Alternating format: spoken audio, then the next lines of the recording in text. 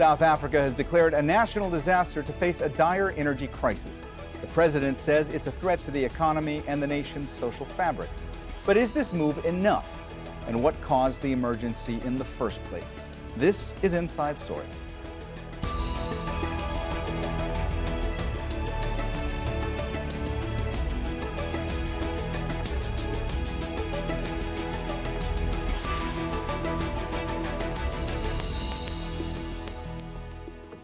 Hello and welcome to the program. I'm Mohammed Jajmjoom. South Africa has been experiencing one of the worst energy crises in the region in years. It's affecting millions of people across the country. The nation's aging coal-powered electrical stations are not coping with demand, and it's leading to daily blackouts that can sometimes last for hours. For patients on life support, it's a stressful time, especially when electricity doesn't come on as scheduled. In some farms, animals are dying before reaching the slaughterhouse. Opposition politicians and demonstrators have blamed the governing ANC party. President Cyril Ramaphosa declared a state of disaster on Friday while emphasizing his government's efforts to transition to cleaner energy.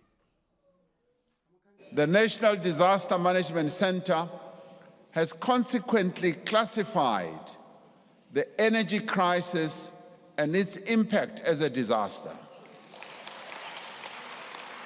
We are therefore declaring a national state of disaster to respond to the electricity crisis and its effects. We will continue our just transition to a low-carbon economy at a pace our country is able to keep up with, and at a pace we can afford, and in a manner that ensures energy security.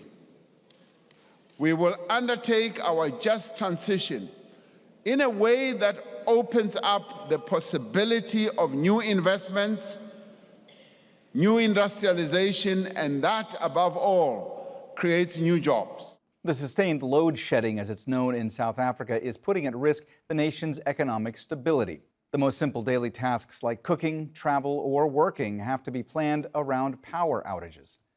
Some businesses that rely heavily on electricity to produce their goods and services have gone bankrupt. This includes modern farming, which is putting food supplies at risk. And unreliable power supplies are worrying investors, which in return affects economic growth. All right, let's go ahead and bring in our guests. They're all joining us from South Africa today. In Johannesburg, Kenneth Creamer, an economic advisor to the ANC's Economic Transformation Committee. In Jazeera, formerly known as Port Elizabeth, Ongama Mtimka, a lecturer at the Nelson Mandela University. And also in Johannesburg is Chris Yelland, an energy analyst. A warm welcome to you all, and thanks for joining us today on Inside Story. Ongama, let me start with you today. Our topic is essentially the power crisis that's going on in South Africa.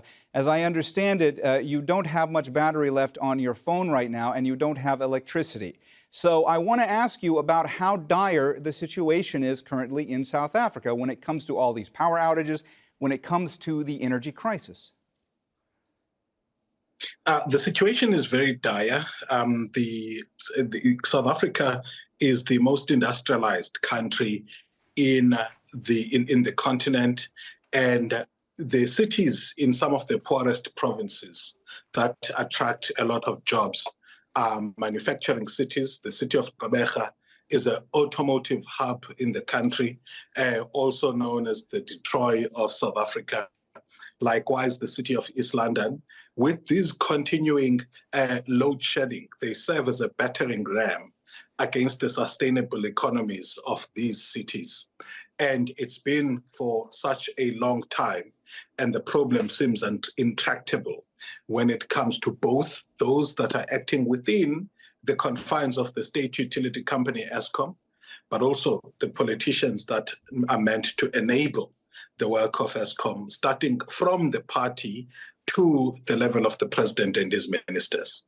Ongama, I want to continue on with you in case we lose you. There is a concern about that. So let me follow up with you and ask you, this declaration of a national disaster to face this energy crisis by President Ramaphosa, from your vantage point, is that actually going to be enough? In order to lead during a time of a crisis, you need to give the leaders a degree of latitude to be able to take bold decisions and also to act faster. In South Africa, being a democracy, that hardly happens. Unlike China, where if the government says we're going to build a port there and everybody must move, in South Africa, you've got too many interested groups that lobby against particular course of actions. And in a country like ours, where we are operating in crisis mode, you cannot afford to have some of the cumbersome processes that are there.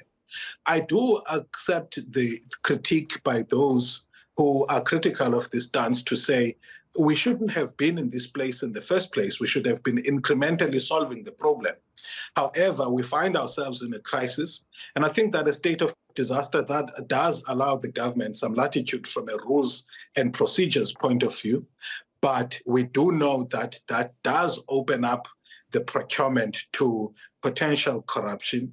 And unfortunately, a government like ours that faces a credibility crisis is going to struggle to convince South Africans about the need. But I think that we need to have that state of disaster, national disaster, so that you could have a framework of taking actions that are targeted towards resolving the problem without being bogged down by some of the ordinary rules and procedures that bind government procurement and infrastructure delivery in the country. Kenneth, and also to protect. So in anticipation of the public outcry for the potential procurement, the president did announce that they are going to rope in the Auditor General, and the Auditor General is an office of high repute. It's a Chapter 9 institution that supports democracy. And it does give a little bit of comfort that, notwithstanding the permissible environment for corruption and looting, the role of the Auditor General is going to be quite instrumental in giving assurance to stakeholders that the ANC is not about creating a blank check for it to loot state resources and not deliver on the energy that we need. Kenneth, President Ramaphosa called the energy crisis in his State of the Nation address an existential threat to the economy and the social fabric of our country. But you also heard Ongama there talking about the fact that the ANC has a credibility crisis. I'm curious to know, from your vantage point, why was this not dealt with more before now? Why did it have to get to this point? And how much is the current situation imperiling the country? Yes, thank you very much. I agree with much of what Ongama has said about the declaration of the state of disaster. But you asked some very important questions. The effect that this is having on our economy, whether we declare it a state of disaster or not, is pretty disastrous. We have high unemployment, which is made worse by the lack of electricity. The gross domestic fixed investment levels are lower than they have been and haven't really recovered since before the COVID crisis back to those levels. So investment is difficult. There is some investment taking place by firms investing in their own electricity supplies. The laws have been changed to allow for firms to do that. And also now households are going to be incentivized to be able to buy their own solar panels, etc. So there is some investment, but it's really investment in response to the load shedding rather than investment in new factories, new mines, new farms, etc. So the truth of the matter is that we do know what needs to be done to overcome this electricity crisis. The ANC government has put together a plan in July last year, an energy action plan, which has got short-term, medium-term, and long-term interventions. I think the problem is that this electricity crisis has been building up for so many years, and proper attention has not been paid to it. But I think with the declaration of this state of disaster, with the energy plan now being given that extra impetus, we will begin to turn the corner, and we will be able to start to institute those reforms that are needed. I think also what is needed is a unity of purpose in implementing those reforms. Unfortunately, when you have a crisis, and as Ongama says, people are pulling in opposite directions, I do believe that the ANC will be able to unite the country, both business, labor, and communities around a program under the president's leadership which will be able to begin to address this electricity crisis for once and for all. It's a very deep crisis, and it's going to take some years to overcome, but we will begin to see the beginning of, well, there have already been a number of interventions. As I said, businesses are now allowed to invest in their own capacity. Households will be allowed to, first of all, get tax incentives for the solar panels that they buy. And in future, some councils, there will be feed-in tariffs where they can begin to feed into the grid. Just to summarize it, there's two pillars to this. The one is to bring as much generation capacity on stream as quickly as possible. And the second is to improve the performance of the Eskom power stations. Thank you. Kenneth, let me just continue in this vein, because we're talking about this state of disaster that is being implemented now. Of course, there was a state of disaster that was also implemented during the COVID pandemic. And there were many critics of that, and they said that there were a lot of people that have been abusing those emergency measures. Clearly, there is a concern about the potential for corruption when it comes to these measures. President Ramaphosa has said that he anticipates potential corruption and that measures are going to be put in place to prevent that from happening. What might some of those measures be? Yes, you're quite right. There is skepticism. Funnily enough, some of the political parties that actually called for the ANC and the government to implement the state of the disaster are now suddenly getting cold feet and are threatening to take it to court. So there's a lot of flip-flopping involved. And because there is this concern, during the COVID crisis, many countries around the world had to do extraordinary things to respond to that crisis. In South Africa, some of those extraordinary things proved to be very effective. The vaccine rollout, closing schools, closing businesses temporarily. It was negative on the economy, but it was driven by the public health imperatives. So those were the good public health outcomes that we had. Unfortunately, there were people who took advantage and stole from the public, unbelievably so, in the period of a crisis like that.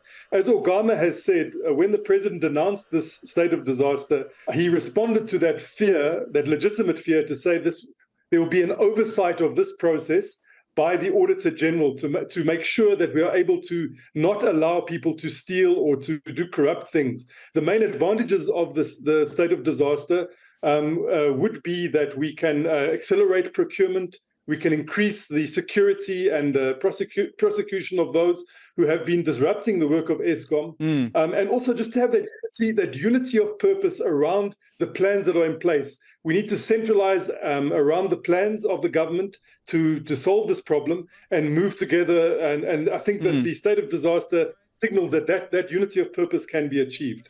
Chris, I want to talk for a moment about what the power shortages, what this energy crisis means for the economy, especially, and for overall economic growth in South Africa. I mean, how much, let's just take one example, how much worse does the situation get for small businesses? Look, the level of load shedding that we experience, in technical terms is called stage 1, stage 2, stage 3, or whatever. In practical terms, it reflects in the number of hours that we go without power per day. So for the lower stages of load shedding, one might go without power for 2 hours or 4 hours a day. When you reach stage 4 load shedding, you're going at about 6 hours of loss of power per day, and at stage 6, you're going at about 8 to 10 hours of without power.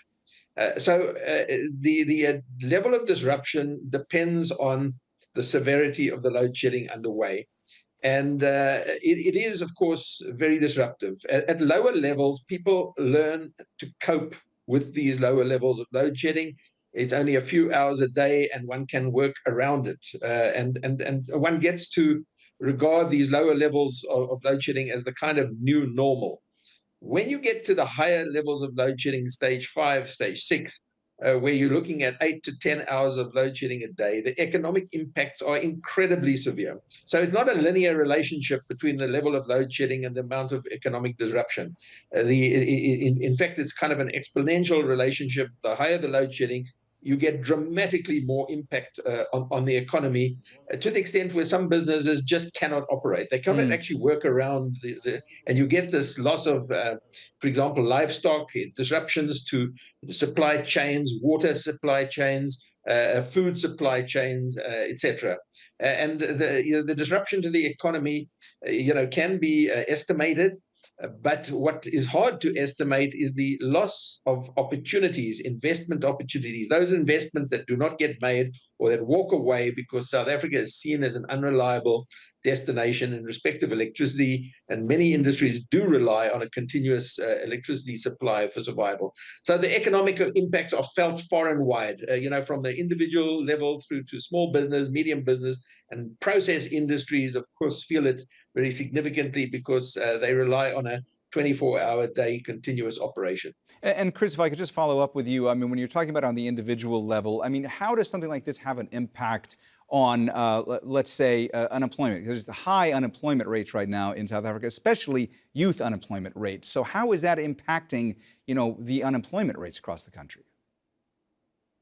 It is significant because electricity at the moment is not acting as a lubricant to the economy. The lack of electricity is acting as an inhibitor to economic growth. So it is inhibiting expansion of business. Our growth rate in South Africa is remarkably low for a developing country, to the extent where the growth in GDP in South Africa is less than the growth of the population. And therefore, the per capita GDP is actually declining and has been declining for several years.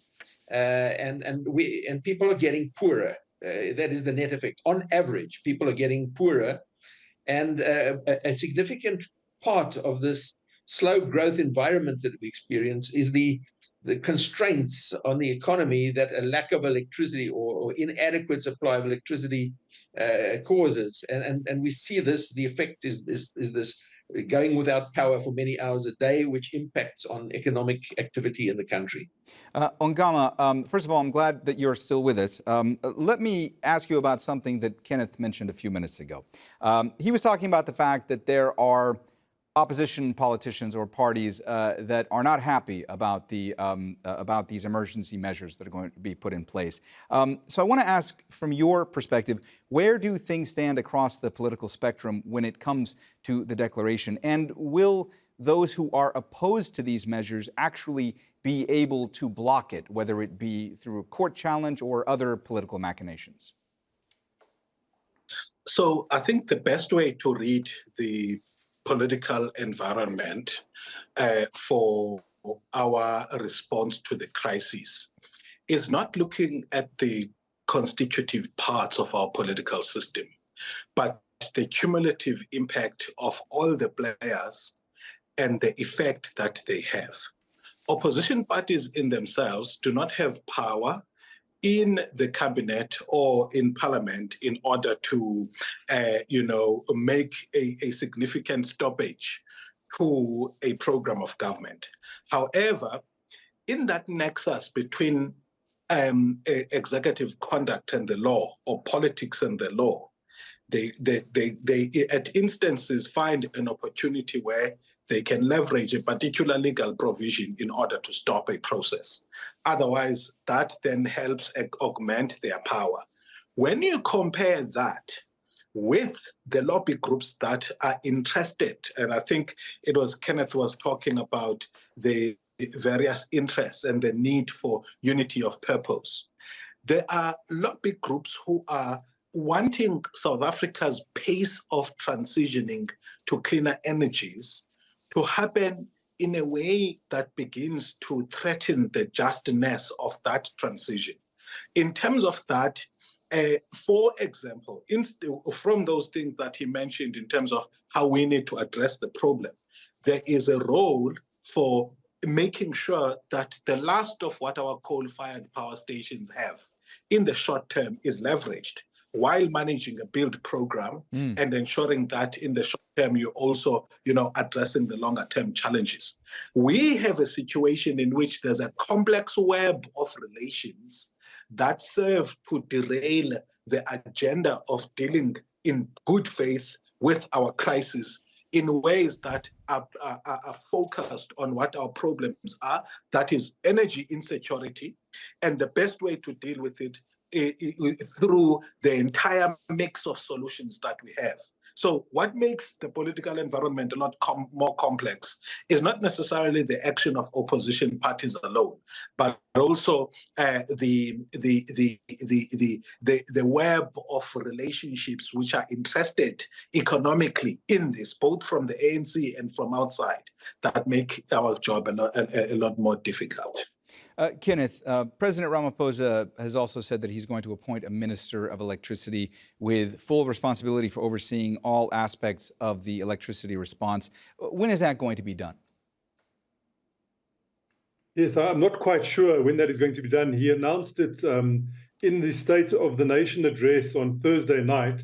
And I think it was an intervention from his part, if we can read between the lines, to try and ensure that he's able to bring all the members of his government and all the members of his political party into alignment with regard to implementing his energy action plan.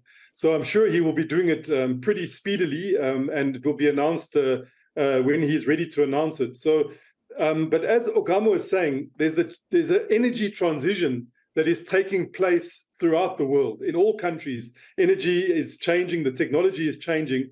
In South Africa, we have a particular program of a just energy transition, which is saying, well, there are certain people that are going to be affected negatively in the coal-producing regions, and those people who are negatively affected need to have pathways towards new employment and towards new economic activity. But I do believe that one of the consequences of the severity of this load shedding is that we're going to accelerate the just energy transition in South Africa. It is the way out of our energy crisis to bring new solar and wind and battery and other technologies as quickly and as cheaply onto the grid as possible, like they did in Vietnam, allowing it to happen from the bottom up and the top down by ensuring that firms and households can do it as well. So I think that you asked earlier why it's taken so long. It's taken so long because we have not had unity of purpose on this just energy transition. There was even a time when the leadership of Eskom cancelled a program of bringing on solar and wind projects. They said it wasn't needed. It was a major error that was made under that rogue leadership at that time. So I do think a consequence of this now, having a new minister to implement this plan, is to accelerate that energy transition as the shortest path out of our energy crisis. Chris, from your point of view, you were laying out all the challenges to the economy right now. From your point of view, will the government actually be able to do this on its own, or is the private sector going to need to be involved? Yeah, first of all, to answer that specifically, there is, in my opinion, no possibility that the public procurement processes and government can address this problem in the short term. Government processes and procurement processes and large mega projects and sorting out Eskom are longer term activities. And in the short term, the solutions are going to come from the customers of electricity through self-generation, embedded generation, distributed generation, and a massive rollout of rooftop solar PV and battery energy storage in domestic, commercial, and agricultural sectors. That's where the quick wins will come from.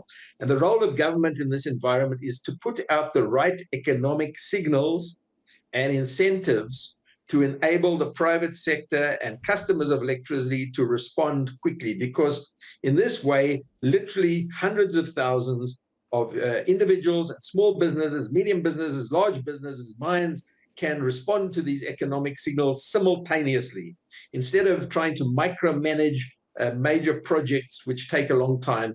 I believe that the role of government in the short term is to put out the right economic signals. I just want to touch on points that are raised by Terence Creamer, and I do appreciate his optimism and this idea that people need to work together, and especially in government. And we often criticize opposition for being divisive, but in fact, the real divisions are happening within the ruling party and within government. And I have a concern that the appointment of this new Minister of Electricity in the presidency is adding an extra layer of complexity to the government governance structures of electricity, which are already very onerous. So at the moment now, right, with this new ministry, there is now 3 ministries involved in electricity. That's the Department of Mineral Resources and Energy, Department of Public Enterprises, Department of Electricity, this new one, and of course there's 2 indirect ones, that is the National Treasury and responsible for money, and the COGTA responsible for corporate for intergovernmental governance. And so you have 5 ministries involved. And it would be good if they were all of a common purpose, as Kenneth pointed out, and working in the same direction. But the reality is not. They are not.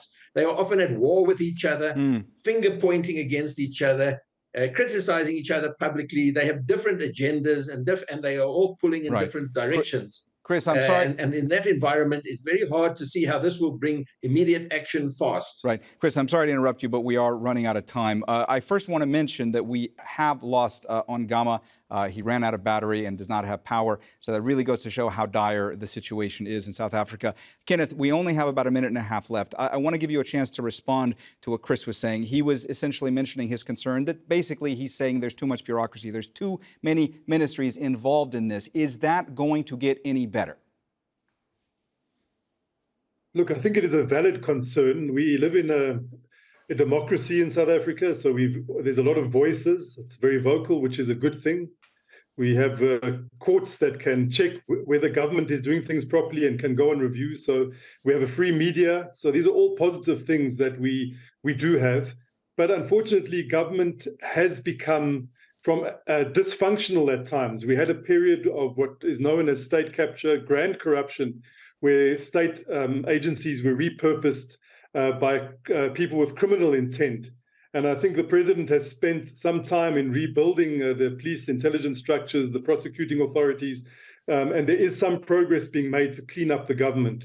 But I think what Chris is talking about is a bit of a deeper issue regarding the unity around a vision for solving the energy crisis. And I do believe we'll only be able to judge this by the fruits if the president is correct, and by appointing a minister in his office to bang the heads together and to bring everyone together, then I think we will be able to judge whether whether or not that is successful in the months ahead. All right. Well, we have run out of time, so we are going to have to leave the conversation there. Thanks so much to all of our guests, Kenneth Creamer, Ongama Mtimka, and Chris Yelland. And thank you too for watching. You can see the program again anytime by visiting our website, aljazeera.com. And for further discussion, go to our Facebook page. That's facebook.com/AJ Inside Story. You can also join the conversation on Twitter. Our handle is @AJ Inside Story. From me, Mohammed, Jajmjoom, and the whole team here in Doha, bye for now.